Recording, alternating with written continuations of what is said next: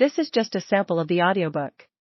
To get the complete audiobook, access the link posted in the first comment. Multiple editions and 44 languages.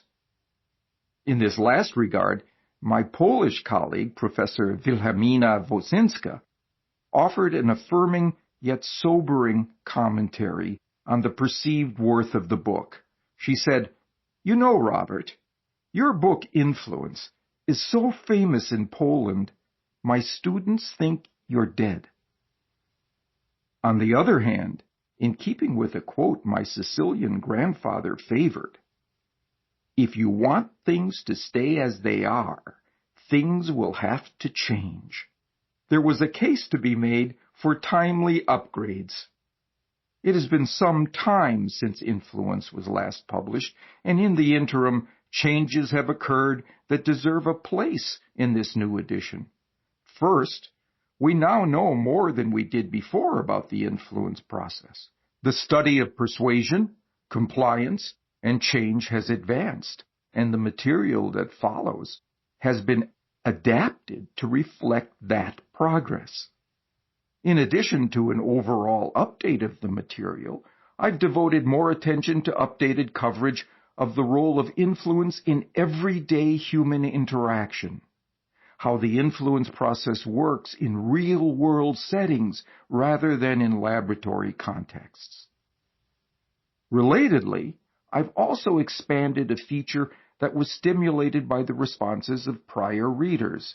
This feature highlights the experiences of individuals who have read Influence, recognized how one of the principles worked on or for them in a particular instance, and wrote to me describing the event.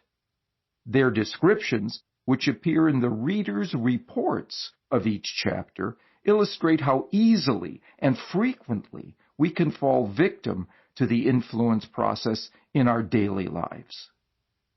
There are now many new first-hand accounts of how the book's principles apply to commonplace, professional, and personal situations.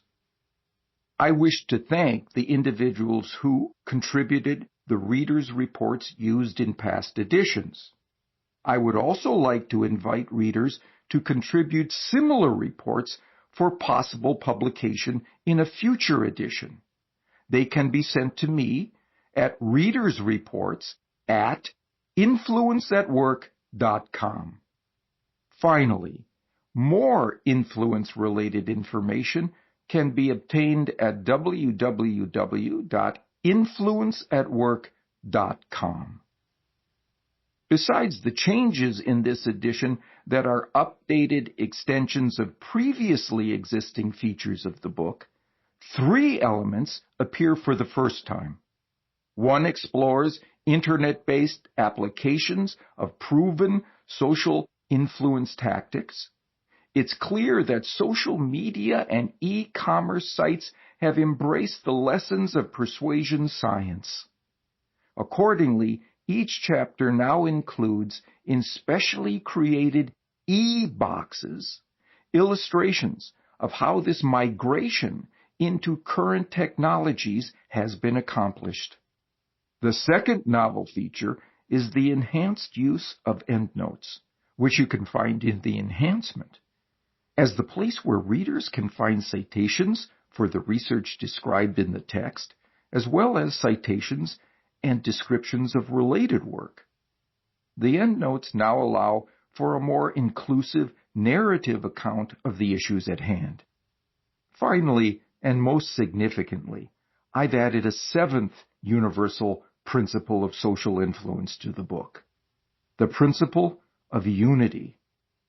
In the chapter devoted to unity, I describe how individuals who can be convinced that a communicator shares a meaningful personal or social identity with them become remarkably more susceptible to the communicator's persuasive appeals. Introduction. I can admit it freely now. All my life I've been a patsy. For as long as I can recall, I've been an easy mark for the pitches of peddlers, fundraisers, and operators of one sort or another. True, only some have had dishonorable motives. The others, representatives of certain